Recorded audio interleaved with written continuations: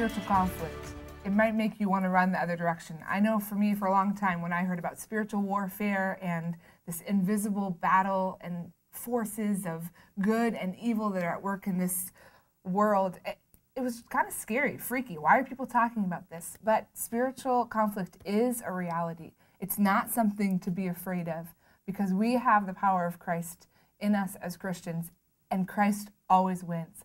But it is something to be aware of. It is a conflict. There is a war, and we are a part of that. So take time to discuss that as a team, to walk through these points. It may seem like it's not necessary. It's often invisible and not as prevalent to us here in America, but especially when you get to wherever you're going with your team, you are going to feel more attacked spiritually, and that presence of evil might be stronger than you've ever experienced before. It's important to get prepared now as a team. So, as Alyssa said, some of the places where you might be going, you might be the first person to ever bring the gospel there.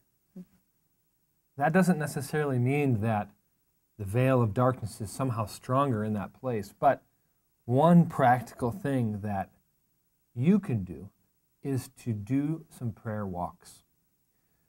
Never go alone. Always take a pair of people or a group of people and walk together through different communities, praying for the needs that you see and the needs that you don't see.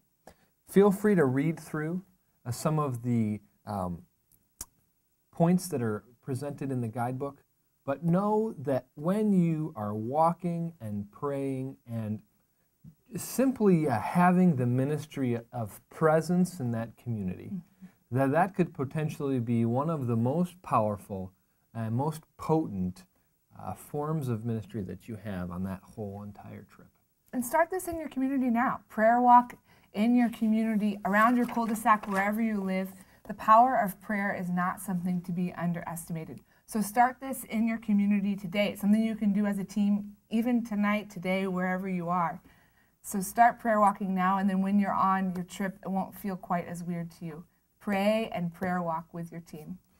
Like we said, there's nothing as simple as walking and praying.